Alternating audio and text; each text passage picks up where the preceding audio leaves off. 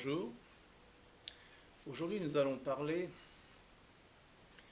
de la théosophie au XXIe siècle, ou plus particulièrement, qu'est-ce que c'est qu'être théosophe au XXIe siècle.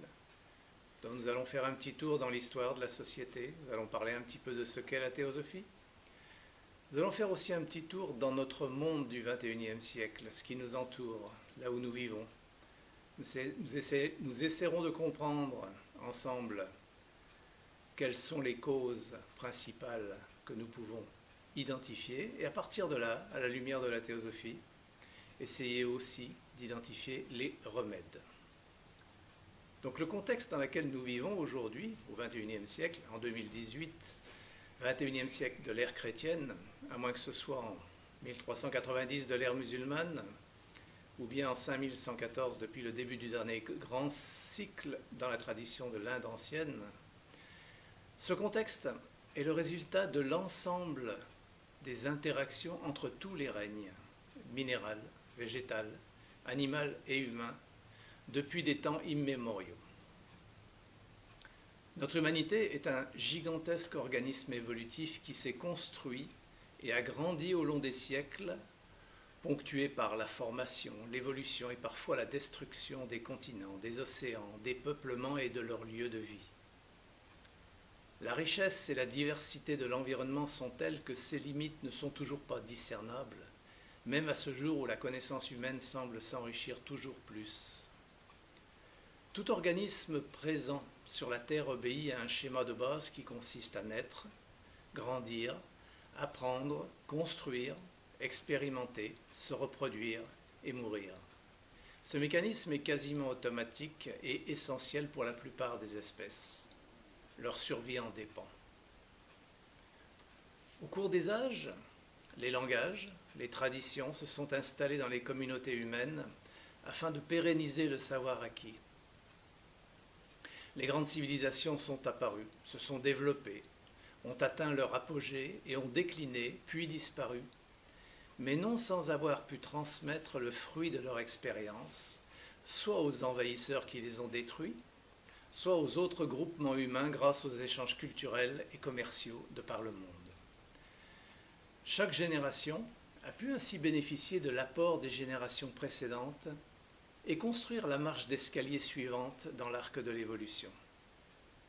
Bien entendu, l'escalier a une forme bizarre, car il a été détruit ou endommagé à plusieurs reprises, et il a souvent fallu le reconstruire par endroits.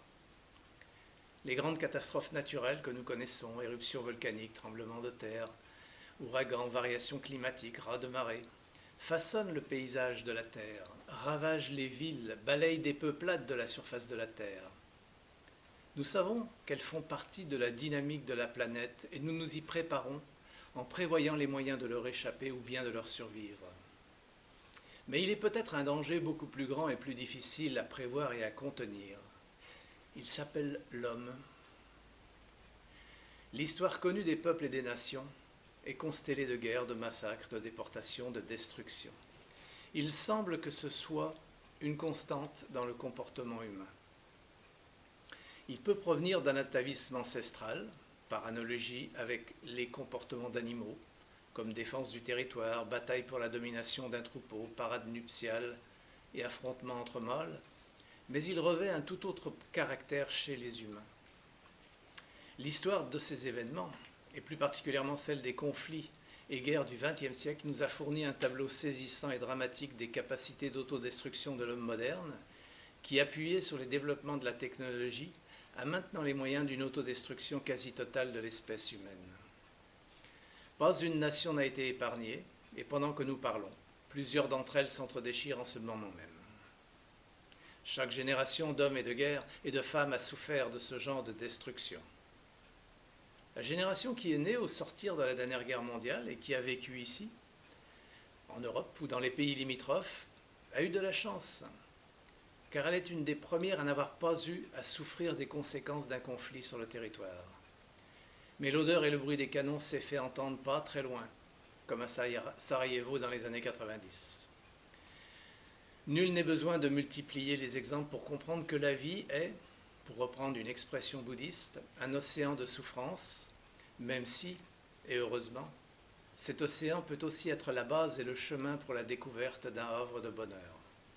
Encore faut-il comprendre cette souffrance et ses causes pour espérer apercevoir la voie qui mène à l'extinction de la souffrance. Aujourd'hui, nous allons parcourir les promesses et les périls de ce siècle et regarder comment le fait d'être théosophe peut apporter quelques réponses et solutions dans un cadre individuel et collectif.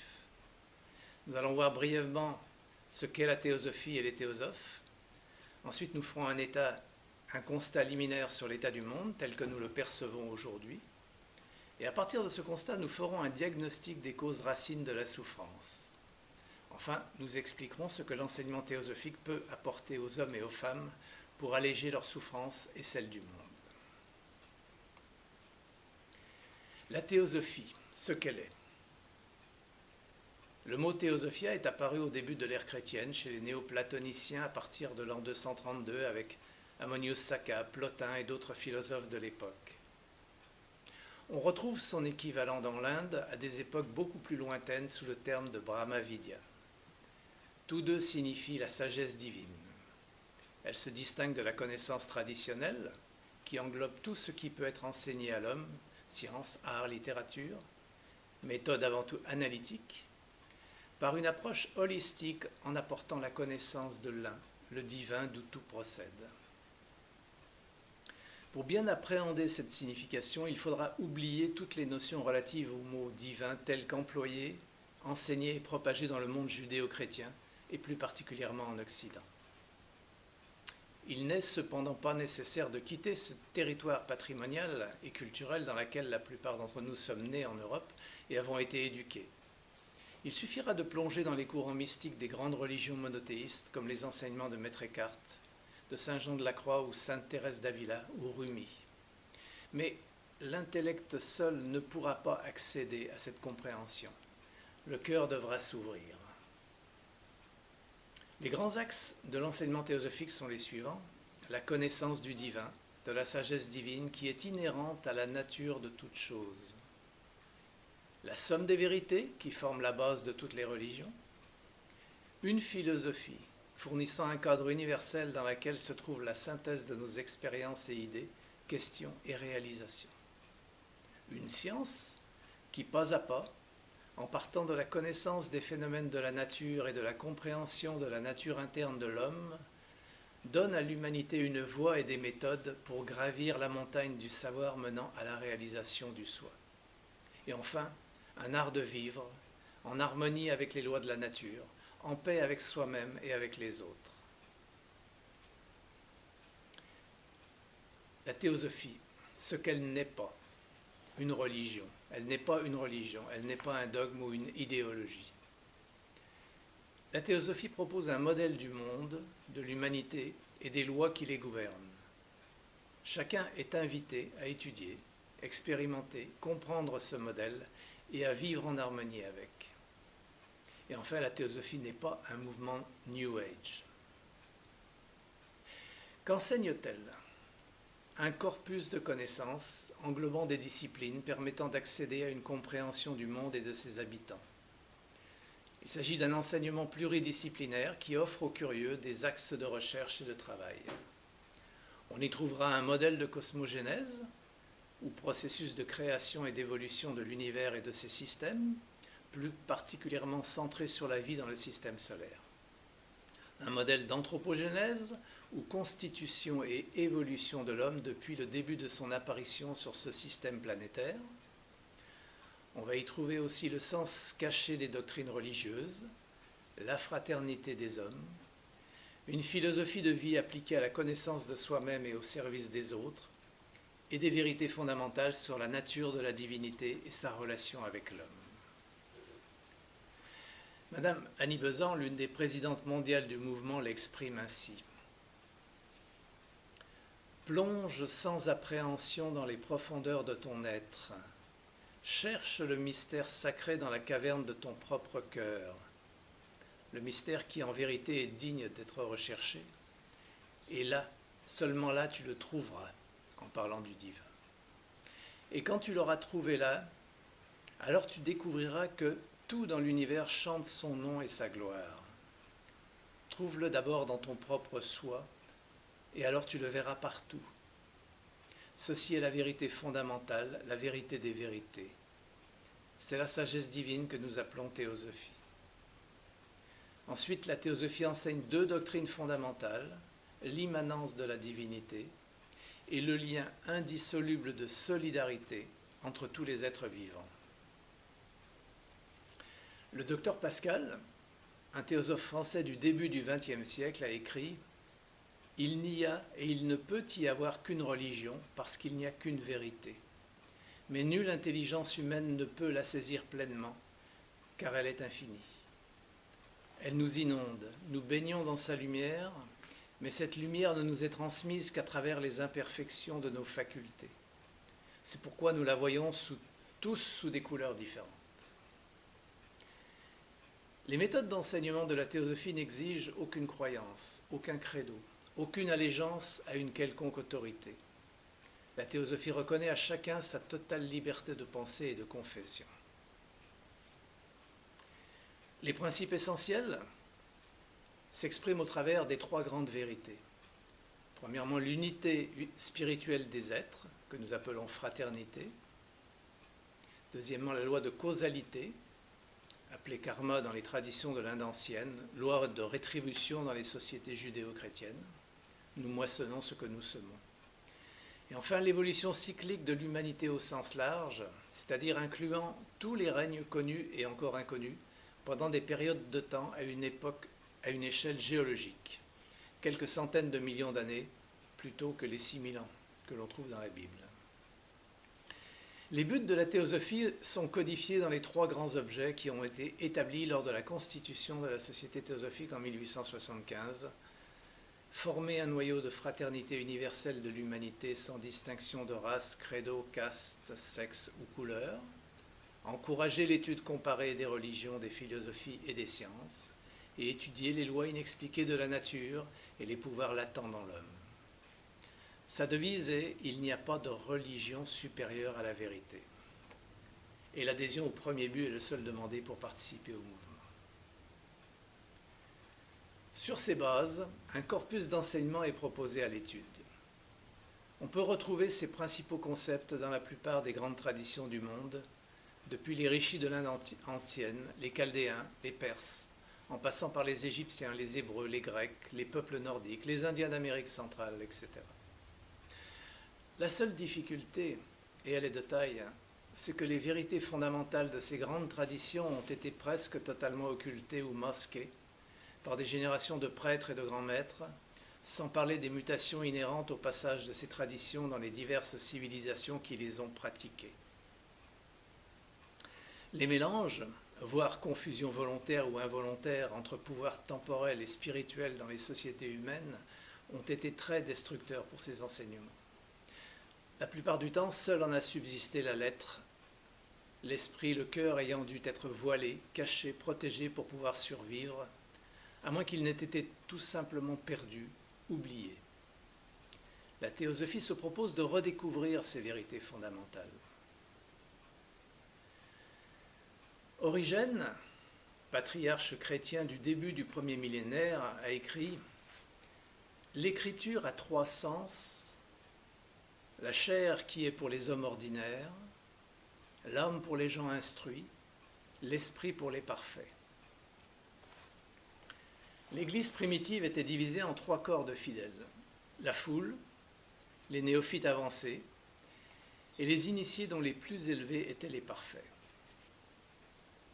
De nos jours, le christianisme officiel nie l'existence d'un enseignement plus élevé que celui qui est donné publiquement.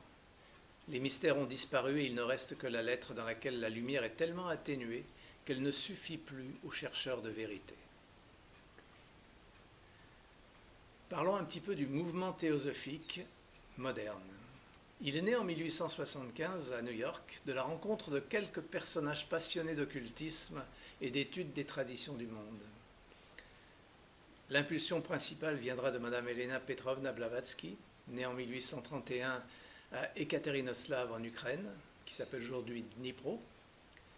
L'idée a germé lors d'une rencontre organisée 7 septembre 1875 à New York, chez Madame Blavatsky, où une conférence était donnée par un certain George Felt sur l'ésotérisme des Égyptiens. Une vingtaine de personnes assistaient à cette conférence, parmi lesquelles on retrouvera le premier président fondateur de la Société théosophique, Henry Steele Olcott, plus connu sous le nom du colonel Olcott. Le lendemain, 8 septembre 1875, verra la première réunion de la Société, suivie d'autres qui aboutiront à la génération des statuts et à l'inauguration officielle le 17 novembre 1875. Autour du premier président, on retrouve Madame Blavatsky comme correspondante secrétaire, 2 vice-présidents, le Dr Pencoast et George Felt, un bibliothécaire, Charles Sotherham, et un conseiller juridique, William Quan Judge. Madame Blavatsky publiera son premier grand ouvrage d'Isis dévoilé en 1877 qui va faire connaître le mouvement mondialement et va attirer beaucoup de membres. Il sera bientôt suivi de son ouvrage principal, La doctrine secrète, publié en 1888, et qui aujourd'hui encore reste l'ouvrage le plus complet de l'enseignement théosophique moderne. Entre-temps, en 1878, le siège de la Société, qui était à New York, a été transféré en Inde, tout d'abord à Bombay, puis à Adyar, près de Madras, en 1882, où il y est toujours résident à ce jour. Depuis sa création, la Société a connu une croissance continue et la diffusion des idées théosophiques a atteint la plupart des pays, donnant naissance à des branches nationales. Cela ne s'est pas fait sans heurts ni douleurs. L'histoire de la Société théosophique est constellée de batailles d'idées, de schismes, d'attaques de détracteurs, de trahisons internes, comme dans chaque société humaine. Cela fait partie des leçons que nous devons garder à l'esprit pour comprendre ce qui semble être assez inné dans l'homme, cette nature de rendre complexe ce qui est simple, et cette propension à générer des conflits, surtout pour des idées. Les sécessions vont débuter dès la disparition de Mme Blavatsky en 1891. En 1895, la Société théosophique d'Amérique se sépare. Elle donnera naissance plus tard à 3 sociétés différentes, dont la Loge unie des théosophes en 1909. En 1912, Rudolf Steiner quitte la Société pour fonder le mouvement anthroposophique. En 1923, Alice Bailey quitte aussi pour former l'école Arcane. En 1929, la Société est ébranlée par la démission de Krishnamurti qui passera le reste de sa vie à partager sa compréhension de la vie dans le monde entier. Ceci, cependant, n'altère en rien la capacité de la Société de prodiguer ses enseignements et établir des centres de diffusion dans le monde. Arrêtons-nous quelques instants, un peu avant le milieu de l'histoire de cette société pour observer ses réalisations. Au 1er décembre 1937, la Société théosophique comptait 29 842 membres répartis dans 1200 branches de plus de 50 pays. Pendant cette période, donc de 1875 à 1936, on a recensé 150 000 personnes qui sont passées par la Société et près de 3000 branches qui ont été créées. La Seconde Guerre mondiale va impacter fortement la Société, comme beaucoup de mouvements culturels ou spiritualistes qui ont dû se reconstruire sans pouvoir recréer la dynamique initiale. Quelles sont les activités principales de la Société? Essentiellement des cours publics de théosophie, des conférences publiques, des séminaires thématiques, des écoles d'été, et un travail de fond qui se fait à l'intérieur de branches locales. Voilà donc pour un petit peu un résumé de l'histoire de la Société et de ce qu'est la théosophie. Regardons maintenant l'état du monde en ce début du XXIe siècle. On va parler un tout petit peu d'abord des progrès scientifiques et technologiques des 50 dernières années. Les 2 derniers siècles ont apporté leur lot de révolutions dans le domaine des sciences et de l'industrie. Le XIXe siècle a vu l'arrivée de beaucoup de nouveaux champs de connaissances, que ce soit en physique, en chimie organique, en biologie cellulaire, en psychologie, en géologie. La recherche a commencé à être institutionnalisée et rémunérée. La fin du XIXe siècle a même vu l'avènement en France d'une nouvelle philosophie appelée le positivisme, à l'initiative d'Auguste Comte, qui prétendait que l'état des connaissances scientifiques était à même de répondre à toutes les interrogations de l'humanité. Le début du XXe siècle va faire voler cette affirmation en éclats. la découverte de la relativité et de la physique quantique, entre autres, ont sérieusement ébranlé les croyances établies. La matière et les forces ont cédé la place aux champs et aux interactions. À ce jour, nous disposons de modèles pour décrire ce que nous percevons de la réalité physique à partir des phénomènes, mais la plupart restent des hypothèses non confirmées. Le modèle standard de la physique des particules attend toujours la détection d'une particule fondamentale, et nous n'avons toujours pas découvert d'ondes de gravitons. La première moitié du XXe siècle verra un bouillonnement d'idées et de théories nouvelles qui très vite seront transposées dans les domaines industriels pour donner naissance à tout un ensemble d'applications qui vont changer les modes de vie de nos sociétés, notamment dans le domaine des échanges et de la communication entre les individus. Nous l'avons probablement oublié dans notre brouhaha moderne, mais imaginez un monde sans avion, ni fusée, sans voiture, sans radio ni télévision, sans téléphone portable. La seconde moitié du XXe siècle va être le témoin d'une accélération sans précédent dans l'histoire connue de l'humanité, dans le domaine des découvertes avec applications pratiques ayant un impact direct sur l'homme. Et cette fois-ci, les conséquences dépassent même ce que la science-fiction imaginait. Regardez le développement de la génétique depuis la découverte de l'ADN et le décodage du génome. On ne compte plus les procédés de modification génétique des organismes végétaux ou humains qui ont été introduits dans la chaîne alimentaire. Le clonage humain est probablement la prochaine cible, même si les comités d'éthique essayent de stopper ces initiatives. Tous les pays n'ayant pas la même éthique, et le sujet semblant tellement attractif qu'il est vraisemblable que les études se poursuivent, sans parler des laboratoires secrets qui travaillent pour le compte des organismes militaires. Des chercheurs américains sont même lancés dans la quête du Graal qui est l'immortalité humaine. En résumé, l'homme a décidé de jouer les dieux sans connaître les règles du jeu. Un autre domaine est en train de révolutionner silencieusement le monde et ses cultures, l'avènement des nouvelles technologies combinées à l'invention de la toile, le réseau numérique mondial qu'est Internet. Cette invention est en train de faire sauter beaucoup de barrières entre les individus, entre les peuples. Elle est aussi devenue un substrat de communication incontournable pour une grande partie des systèmes indispensables au fonctionnement de la société du XXIe siècle. Les industries, les centres de recherche, les universités, les banques, beaucoup de corps de métier sont maintenant totalement dépendants de cette matrice. Et plus près de nous, les réseaux sociaux sont en train de créer des communautés d'intérêt à l'échelle mondiale. Aujourd'hui, l'information et la désinformation circulent à la vitesse de la lumière aux quatre coins du monde. La toile numérique est semblable à celle d'une araignée. Dès qu'une vibration est initiée sur un fil, le monde entier branché sur cette toile en est alerté et peut réagir. Les réseaux sociaux sont une nouvelle forme de société capable d'agir de concert. Regardons un petit peu maintenant l'évolution des sociétés et des mœurs. Quelles sont les valeurs que nous trouvons aujourd'hui dans nos sociétés? On constate une modification importante des comportements sociétaux, aussi bien dans les sociétés occidentalisées que dans les nations soi-disant émergentes. Dans les premières, les développements technologiques et l'exploitation à grande échelle des ressources planétaires ont donné naissance à des sociétés de consommation gigantesques. Les niveaux de vie ont progressé notablement et l'avènement des démocraties a permis un meilleur accès à la connaissance. En même temps, la présence et l'emprise des religions traditionnelles n'a fait que décliner. On a vu apparaître beaucoup de pseudo-religions ayant vocation de prendre le relais, mais sans succès réel. Les valeurs traditionnelles vacillent. Une nouvelle forme de credo semble s'installer. Et son motto, c'est « toujours plus ». Toujours plus de consommation, toujours plus de loisirs, toujours plus de plaisir, plus de possession, plus de moi dans le monde. Et quels sont les impacts et les conséquences de ces évolutions? Nous avons déjà évoqué le melting pot à l'échelle mondiale.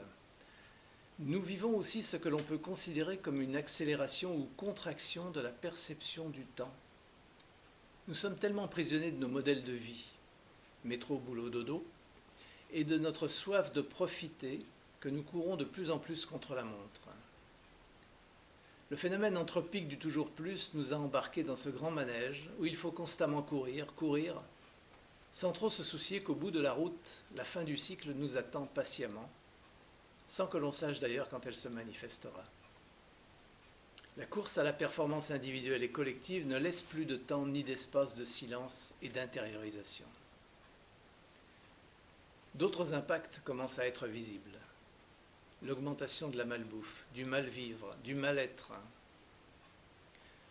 Paradoxalement, au moment où les progrès scientifiques permettent de guérir, voire d'éradiquer certaines maladies endémiques, la société moderne consomme une quantité astronomique de médicaments, souvent pour traiter des déséquilibres psychosomatiques. Les inégalités sociales, qui ont toujours été présentes dans les sociétés humaines, prennent des proportions qui défient le sens commun. Enfin, le développement de la race humaine impacte maintenant durablement l'équilibre de la biosphère qui a mis tant de millénaires à se construire. Arrêtons-nous un petit instant sur ce phénomène qui nous touche tous directement. Nos modes de consommation alimentaire, car cela mérite un détour, même s'il n'est pas toujours agréable. S'il fut un temps où la boucle entre producteurs et consommateurs se résumait au marché dominical dans nos villes et nos campagnes, ce n'est plus le cas aujourd'hui. Là où le cultivateur vivotait de la vente de sa production familiale et chacun pouvait trouver et consommer des denrées certes périssables, saisonnières, mais saines pour le consommateur et pour la terre qui les avait produites, nous sommes passés, dans le dernier demi-siècle, dans une ère de productivisme intensif à l'échelle mondiale, utilisant toutes les techniques agronomiques et génétiques dans un seul objectif, le profit maximalisé. Les conséquences commencent à se révéler dévastatrices pour la Terre et pour l'humanité. Quelques chiffres émanant d'organismes officiels de surveillance de l'environnement, comme l'ENA par exemple, European Nitrogen Assessment, a conclu que 10 millions d'Européens sont potentiellement exposés à une eau potable contenant des concentrations en nitrates supérieures au niveau recommandé. L'Institut de veille sanitaire a publié un rapport prouvant que 90% de la population française est contaminée par les insecticides organophosphorés, 80% par d'autres insecticides, avec un niveau de métabolite 3 fois plus élevé qu'aux États-Unis. Nous avons en Europe une politique agricole commune hors du commun, si l'on peut dire, de par son budget phénoménal qui représente 44% du budget de l'Union.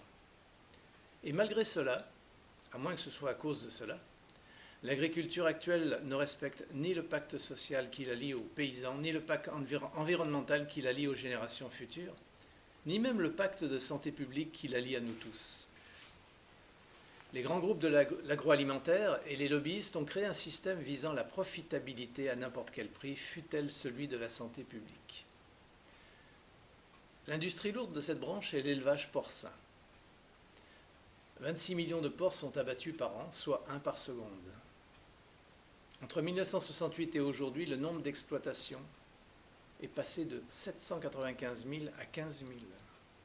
Il n'existe plus que 4 races, les plus fécondes. Le génie génétique a orienté ses efforts vers la conception d'espèces dont le taux de croissance est le plus fort, la masse musculaire la plus importante et la consommation de nourriture la plus faible. La taille moyenne des exploitations a été multipliée par 70 en 40 ans, et le nombre de cochons au mètre carré aussi. Les conditions d'élevage sont devenues concentrationnaires. Plus de paille, des caillebotis avec des océans d'excréments dessous et aucune latitude pour bouger. La nuit éternelle, ils vivent dans le noir, et des tonnes de médicaments, d'antibiotiques en permanence ingérés. Des détecteurs automatiques qui déterminent le moment optimal pour inséminer la truie. Nombre de porcelets mis à bas par portée a doublé en 40 ans, passant de 16 à 30 aujourd'hui. La truie est entravée pendant 3 jours pour garantir la fécondation, et tant pis pour celles qui ont des ratés. L'abattoir est leur prochaine étape. La quantité déportée a posé un petit problème, car les truies n'avaient que 10 tétines. Qu'à cela ne tienne, le génie génétique est passé par là et les truies d'aujourd'hui alignent entre 14 et 16 tétines. À ce régime, les truies ne survivent pas plus de 3 ans. Pour optimiser le rendement, on meule les dents des porcelets pour éviter qu'ils endommagent les tétines. Ils sont aussi castrés à vif. Je vais arrêter parce que ça peut finir par être désagréable, mais c'est une vraie réalité qu'il est important d'avoir en mémoire. La moitié des antibiotiques vétérinaires sont absorbés par les porcs, soit 675 tonnes par an. Voilà, donc voilà ce qui est devenu le contenu des assiettes de nos concitoyens en quelques dizaines d'années. Parce que ce que nous venons de décrire est probablement applicable à une grande partie des denrées alimentaires commercialisées dans les chaînes de la grande distribution. Et l'agroalimentaire n'est pas la seule branche à fonctionner ainsi. L'industrie pharmaceutique et ses grands groupes, avec leurs 2000 milliards de dollars de chiffre d'affaires annuel, utilisent aussi des pratiques qui n'ont rien de déontologique, dans le but de faire du profit. Bien d'autres exemples pourraient confirmer cet emballement des macrosystèmes qui encadrent et conditionnent le comportement des populations. Ils ont cependant une constante commune que l'on va retrouver en amont et en aval de ces processus, c'est l'homme, qu'il soit concepteur, producteur ou distributeur qui cherche à s'enrichir, et à l'autre bout de la chaîne l'homme, dont les besoins de consommation ont été décuplés. Il est encore temps d'essayer de comprendre quels sont les mécanismes qui génèrent cette entropie. Et l'enseignement théosophique va nous fournir quelques clés d'analyse et quelques idées de solutions. Essayons de faire un petit diagnostic. Nous vivons à l'intérieur d'un gigantesque écosystème, vieux de plusieurs millions d'années et peuplé de plus de 7 milliards d'individus, ayant chacun leur individualité et leurs atavismes. Chaque environnement géographique, culturel, religieux, sociétal, familial a joué un rôle dans la structuration de ce que nous sommes aujourd'hui, et l'histoire des peuples a façonné à sa manière chaque groupe d'individus. Nous avons besoin de comprendre quels sont dans cette dynamique d'ensemble les facteurs principaux qui expliquent les comportements. Et ces facteurs sont probablement aussi vieux que le monde. Le premier de ces facteurs, et l'un des plus puissants, est la peur. Elle existe, bien cachée, mais très présente chez la plupart d'entre nous. Extérieurement, elle nous pousse à nous accrocher à des concepts, des idées, des gens qui ont les mêmes idées. Intérieurement, elle peut tellement nous effrayer que nous l'enfouissons sous des montagnes de pensées et de mémoire afin de ne pas la laisser s'exprimer. Le vide intérieur terrorise, alors on se raccroche à tous les systèmes de croyances ou toute autorité qui peut proposer des solutions intellectuelles et communautaires pour se rassurer. Et alors, tout esprit d'initiative disparaît, on se ferme la porte aux perceptions du monde et on devient un imitateur. La peur n'est pas un phénomène facile à aborder puisque, naturellement, nous avons tendance à la masquer, mais c'est aussi un catalyseur puissant pour qui veut comprendre son mode de fonctionnement. Car elle peut amener à cette simple question. Qui a peur?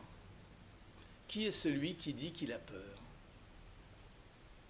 Des réponses à cette question fondamentale ont été formulées de tout temps dans toutes les traditions. L'enseignement de Ramana Maharshi, sage contemporain de l'Inde, ne parle que de cela dans tous ses entretiens.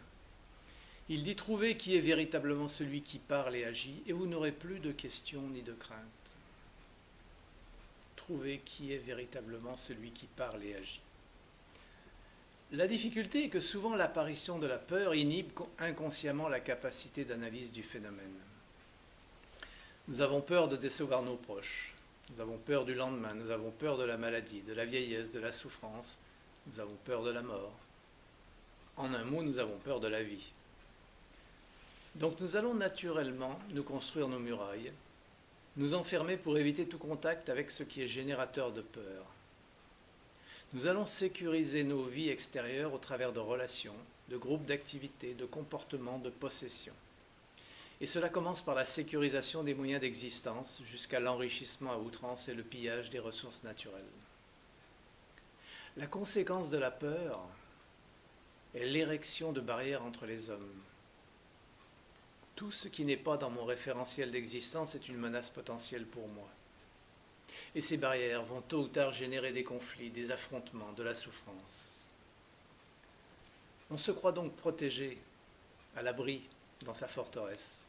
Mais inévitablement, la vie va trouver la faille dans le dispositif et la peur réapparaîtra, souvent accompagnée de la souffrance. La seule manière de la faire disparaître est de la comprendre. Et cela passe par la compréhension de soi et de ses modes de fonctionnement. Et l'enseignement théosophique offre des pistes pour cette compréhension, car se connaître soi-même est au cœur de ces pratiques. La deuxième cause qui fait surface, qui apparaît, c'est le désir. Le désir combiné à la volonté est l'un des moteurs les plus puissants de la nature humaine. Il peut, selon l'expression consacrée, permettre de déplacer des montagnes physiques ou psychologiques. Il peut emmener l'homme vers des sommets et des précipices. Le désir en soi est une force qui meut le monde. J'ai envie d'être beau, intelligent, riche et surtout connu et reconnu par les autres. L'on parle du désir comme de quelque chose de viscéral pour illustrer son origine plutôt vitale, émotionnelle. Mais il existe aussi des catégories de désir beaucoup plus subtiles, beaucoup plus raffinées. Par exemple, j'ai enfin compris que la vie matérialiste ne menait à rien. Je veux, traduisez, j'ai le désir d'accéder aux réalités spirituelles les plus sublimes. Toutes les catégories de désir obéissent au même mécanisme, une pulsion pour satisfaire un besoin, une envie. Regardons les enfants dans leur prime jeunesse. Ils en sont l'expression naturelle, non encore censurée par le mental raisonnant. La culture, la religion, avec leurs lois et leurs codes de morale, vont essayer d'enfermer ces pulsions et de les combattre pour les dominer, sans trop de succès. Les modes de fonctionnement de nos sociétés occidentales sont en partie le résultat de ces désirs constamment refoulés, niés, qui finissent de toute façon par faire surface et obtenir gain de cause. Par exemple, nous sommes en hiver, j'ai envie de manger des fraises. On en trouve au supermarché du coin? D'accord, cela aura coûté cher en énergie de transport, conditionnement, distribution, mais j'en ai tellement envie. J'ai envie de faire une carrière professionnelle brillante. Je comprends vite que dans nos sociétés, cela passe par un combat très rude, où les vaincus seront détruits psychiquement, voire physiquement. Qu'importe si c'est le prix à payer. Si le désir peut être un moteur pour sortir de la torpeur, il doit très vite être contrôlé pour que son énergie soit canalisée à bon escient dans la direction de la recherche intérieure. Ensuite, après l'ouverture du cœur, il ne sera plus nécessaire. La mise sous contrôle et la maîtrise de cette énergie est tellement difficile que la plupart des enseignements philosophiques ou religieux ont préféré proposer son annihilation, son éradication. L'ascèse chrétienne en est une illustration exacerbée. L'enseignement théosophique en fait une condition sine qua non pour pouvoir progresser dans l'école de la sagesse divine. Madame Blavatsky, utilisant le traité oriental destiné aux étudiants du mysticisme, le livre des préceptes d'or, nous en parle en ces termes. Quand elle nous dit « Avant d'entrer dans ce sentier, tu dois détruire ton corps lunaire, le corps du désir ». Elle nous dit aussi « Tue le désir, mais si tu le tues, prends garde qu'il ne se relève d'entre les morts ». Et enfin, elle nous dit « Tue tes désirs, rends tes vices impuissants avant de faire le premier pas du solennel voyage ». Nous avons vu que la peur impliquait un quelqu'un qui ait peur. Le désir, s'il est une force, ne peut s'exprimer qu'en relation avec un quelqu'un qui désire. Nous pourrions aussi parler de celui qui pense, qui agit, qui croit être le centre de son propre monde. Et nous le connaissons bien, ce personnage qui est au centre de nos vies. Nous le connaissons si bien d'ailleurs que nous n'imaginons même pas qu'il puisse être seulement qu'une partie de notre vie. Il s'agit bien de l'ego, le grand vizir qui a décidé qu'il était aussi le calife de nos vies, car il est incapable de concevoir ou d'imaginer un autre domaine que celui qu'il gère. C'est lui qui s'approprie toutes les sensations, les pensées, les idées, les souvenirs, les raisonnements. Son mode de fonctionnement de base est comparable à celui d'un pilote d'avion qui reçoit toutes les informations pertinentes en provenance des systèmes et qui prend toutes les décisions pour atteindre son but, sa destination. Et il est persuadé que sans lui, l'avion ne pourrait pas voler. L'ego n'a qu'une crainte qui se transforme très vite en terreur, celle de ne plus exister. Et pour continuer à exister, coûte que coûte, il va s'assurer qu'il s'approprie bien tout ce qui se passe autour de lui, grâce à ses capteurs et ses systèmes internes que sont les systèmes sensoriels, la mémoire, l'imagination. Ce mécanisme d'acquisition, analyse, jugement, réaction est la plupart du temps vécu inconsciemment, ce qui est à la source de beaucoup de nos maux.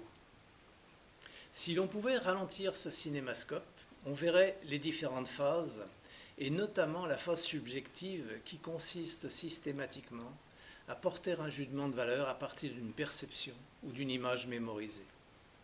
Et de là découlent la plupart des conflits et des comportements nuisibles à la nature et à l'homme.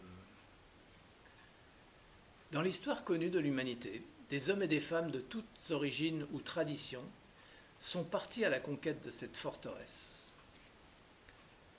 Très peu ont atteint l'autre rive, mais ceux qui y sont parvenus nous ont laissé leur témoignage. Cela est possible. Mais cela requiert une âme de guerrier, une énergie au-delà du commun et une foi solide en la sagesse divine. On les appelle des sages, des rishis, des éveillés, des maîtres de sagesse. Et l'enseignement théosophique est le témoignage de leur parcours. Nous avons donné un petit éclairage de l'évolution de la situation actuelle dans l'environnement où nous vivons. Le survol a été bref, suffisamment pour, je l'espère, avoir éveillé au moins un sentiment de curiosité. Sur la base de ce constat, les perspectives futures ne peuvent qu'empirer la situation, avec une accélération de la pendule du temps. Il est temps au moins de se poser quelques questions. Les sociétés du monde sont-elles en train de se précipiter vers un abîme ? De plus en plus de voix s'élèvent pour dénoncer cette fuite en avant. Quelles sont les causes racines de cette dérive ? Quelles pourraient en être les conséquences ? Le diagnostic succinct fait ici propose quelques pistes de travail basées sur l'enseignement de la sagesse divine que véhicule la théosophie. Cela vaut-il la peine et l'effort de les évaluer ? La réponse appartient à tout un chacun. Mais il est difficile de regarder sa maison brûler sans rien faire. Regardons quelles solutions sont possibles et imaginables. La première, et avant tout, consiste en une prise de conscience, une vraie prise de conscience. Si vous regardez attentivement autour de vous, au sens large, vous verrez que beaucoup d'organisations, je parle des organisations non gouvernementales, beaucoup d'associations, beaucoup d'individus sont préoccupés par l'évolution de la situation et se sont regroupés pour pouvoir jouer un rôle actif et concret dans le monde. Heureusement, car les dirigeants et les politiques semblent assez sourds et plutôt préoccupés par d'autres pôles d'intérêt. Ces activités, menées par ces organisations, ont un rôle non négligeable de par leur capacité de contre-expertise, de diagnostic de la situation, afin d'éveiller l'opinion publique et de proposer des alternatives. L'histoire récente montre que nos communautés ont plutôt une tendance à attendre l'arrivée d'un cataclysme majeur avant de réagir. On se rappelle tous de la catastrophe nucléaire au Japon, Fukushima, qui est arrivée quand même 20 ans après Tchernobyl et 3 Mile Island. Contamination à l'amiante dénoncée officiellement en France en 1905 comme dangereux pour la santé publique. Au mieux, ces organisations non gouvernementales vont pouvoir infléchir légèrement le cours des choses, baliser quelques obstacles et limiter les conséquences pour la population. Elles ne pourront pas aborder les causes racines, les vraies causes racines. Le modèle de société qui essaye de s'imposer mondialement, appelé capitalisme libéral, n'est que le résultat des tendances et comportements des individus qui composent les sociétés. La devise du toujours plus est extrêmement puissante et justifie tous les agissements. Et seule une remise en cause des motivations profondes au niveau individuel peut infléchir durablement cette tendance. Convaincre que l'accumulation des biens et des richesses ne mène nulle part, si ce n'est à l'autodestruction, n'est pas suffisant. Beaucoup de religions ont essayé pour finir par s'enrichir elles-mêmes. Donc, premier pas, prendre conscience, s'informer sur la gravité ou non de la situation, dans la mesure où elle peut nous impacter tous personnellement. Voyons maintenant ce que propose l'enseignement théosophique. D'abord, l'acquisition de connaissances. Prélude à toute activité. L'acquisition de connaissances est l'équivalent des fondations d'une bonne maison. Plus elles seront solides et profondes, moins la maison sera sensible aux tremblements de terre. Or, dans le domaine spirituel, les séismes sont légion, et seules survivent les constructions solidement ancrées dans la terre. La littérature théosophique est vaste et variée. Héritée de la sagesse antique, elle fait référence à un grand corpus de traités venant des quatre coins du monde et du temps. Le premier ouvrage de Madame Blavatsky, Isis dévoilée, comporte pas moins d'1 millier de ces références. C'est une invitation au voyage dans les siècles et les civilisations pour y découvrir cette similitude, voir cette identité entre les grandes traditions, à condition d'utiliser les clés permettant de décrypter ce qui le plus souvent a été masqué ou caché. C'est aussi l'occasion de découvrir de nouveaux concepts issus des traditions de l'Orient à propos de la constitution de l'homme, la Terre, le système solaire. D'autres ouvrages amènent des méthodes de travail sur soi, des conseils, des pratiques. Le travail des membres réunis en branches va faciliter cette acquisition de connaissances. Ce n'est pas une tâche aisée ni facile. Elle demande des années d'études et de pratique. Mais il faut bien 20 ans d'études pour faire un médecin du corps. La médecine de l'homme étant un peu plus complexe, elle peut demander au moins autant de temps. Donc après la prise de conscience, qui est vraiment le préliminaire essentiel, on va parler du travail sur soi. L'acquisition de connaissances est d'abord un processus intellectuel. Dans nos sociétés, cela permet de rentrer dans la vie active avec ce bagage et de se rendre compte que l'on ne connaît rien ou presque. Pourquoi ? Tout simplement parce que sans la pratique, l'enseignement théorique reste assez stérile par rapport aux problématiques dans le monde réel. Il reste bien entendu indispensable pour aborder les sujets, mais l'acquisition d'expérience sera souvent la clé pour résoudre les équations de la vie. Et cela est encore plus vrai dans le domaine du spirituel où aucune science exacte, comme les mathématiques, ne peut nous guider dans le labyrinthe de la connaissance. La plupart des traditions spirituelles reposent sur la transmission de la connaissance de maître à disciple, justement parce que cette connaissance n'est pas qu'intellectuelle. Nous avons évoqué plus tôt la complexité et l'ambiguïté de la constitution de l'homme, notamment en parlant de l'ego, qu'un maître tibétain contemporain appelle le seigneur du mensonge.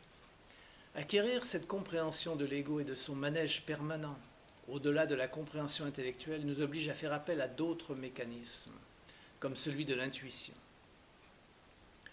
La pratique associée est la méditation, processus omniprésent dans la tradition de l'Inde ancienne. Elle consiste essentiellement à laisser le silence mental s'installer pour pouvoir écouter ce que l'on appelle la voix du cœur. Ce travail sur soi est le plus important et le seul en mesure d'induire des changements dans notre attitude et nos comportements. Avec la compréhension profonde des mystères de l'être vient naturellement la compassion et l'ouverture vers les autres, et donc une nouvelle approche de la vie se développe, loin du toujours plus. Ce développement apporte aussi un nouvel équilibre et une stabilité de comportement visible qui démontre qu'il existe des possibilités de vivre autrement, loin de la peur, du désir, tout en conservant une individualité. Le plus puissant des antidotes à l'égoïsme s'appelle l'altruisme. L'action désintéressée, l'antithèse du toujours plus pour moi, est une attitude de pensée, parole et acte au service de tout être vivant qui a un double effet. Celui de mettre en pratique le premier but de la théosophie, et donc d'apporter une aide concrète dans ce monde, et en même temps celui de réorienter les énergies en dehors de la sphère de l'ego. Les bouddhistes en font un des piliers de leur pratique. Cela s'appelle la double bodhicitta. Elle consiste à dédier tous les mérites de ses actions pour le bien des autres et à prendre sur soi les difficultés d'autrui. La prise de conscience de l'omniprésence de la souffrance dans le monde génère naturellement ce sentiment de compassion qui sera le moteur de l'altruisme. Encore faut-il que nous regardions ce que nous voyons avec les yeux du cœur et non pas ceux de l'ego. Car là encore, le mécanisme d'autodéfense de l'ego va d'abord essayer de fermer la porte à cette voie, avec tout un tas d'excuses. J'ai tellement d'autres choses à faire dans la vie et des choses plus importantes. Ou bien, il y a trop de misère dans le monde et que puis-je faire, moi, simple individu ? Il existe aussi une autre attitude qui consiste à travailler au service des autres, mais uniquement pour son propre bénéfice. Encore une marque de l'ego qui s'approprie tout mouvement à son profit. Mais il existe une vraie attitude altruiste, sans attente de récompense. Elle peut se manifester quand le cœur prend le contrôle. Le mouvement théosophique a beaucoup apporté dans ce domaine avec l'action désintéressée de ses fondateurs, de ses leaders et de ses membres. De très nombreuses initiatives en faveur des démunis ont vu le jour dans tous les pays et continuent de faire vivre des projets caritatifs. L'Ordre de service théosophique, créé en 1908 par Madame Besan, seconde présidente mondiale du mouvement théosophique, est parmi d'autres organisations d'obédience théosophique l'organisme qui, au niveau mondial, porte des projets de ce type et apporte une contribution concrète à l'allègement de la souffrance. Et elle contribue aussi à la diffusion de l'enseignement théosophique. Sa devise est l'union de ceux qui aiment au service de ceux qui souffrent. Au niveau mondial, elle est active dans une trentaine de pays. En conclusion, nous pouvons dire que être théosophe au XXIe siècle, c'est d'abord étudier et mettre en œuvre les enseignements de la sagesse divine. Et en même temps, c'est proposer ces méthodes aux curieux et aux chercheurs de vérité, afin que leur transformation soit le prélude de la transformation des communautés d'individus. L'aube du XXIe siècle ressemble à un creuset de hauts fourneaux remplis de métal en fusion prêt à déborder de partout et à semer la destruction, car l'environnement qui servait à le canaliser commence à craquer de partout. Les valeurs sociétales sont en pleine refondation et le seigneur du mensonge a pris le rôle de la grenouille de la fontaine qui voulait se faire plus grosse que le divin. La théosophie peut jouer un rôle dans ce nouvel épisode de l'évolution de la communauté humaine. La théosophie est un océan sans rive de vérité universelle, d'amour et de sagesse, reflétant sa luminosité sur terre. La société théosophique est une bulle sur laquelle cette réflexion apparaît. Elle a été créée pour montrer aux hommes que cette lueur existait et pour leur donner les moyens d'y accéder en étudiant et assimilant ces vérités éternelles. Elle est l'entrepôt de toutes les vérités proclamées par les grands sages, les initiés et les prophètes. C'est un canal qui déverse ces vérités dans le monde, avec les limitations liées à la nature de ses membres et à leur niveau d'avancement sur le sentier de la sagesse. La démarche relève du domaine du guerrier, car le cheminement est rude et semé de pièges. Et l'ennemi le plus rusé est encore là, l'ego. Un ego capable de s'approprier cette démarche pour son propre bénéfice et de faire gonfler la grenouille. Un discernement sans faille est indispensable. La bonté, l'absence d'égoïsme, la bienveillance envers tout être humain et l'équanimité doivent être des signes distinctifs. Être théosophe au XXIe siècle, c'est proposer par l'exemplarité un autre modèle de société, à la mesure des défis présents, afin de poursuivre l'évolution vers son prochain stade de maturité.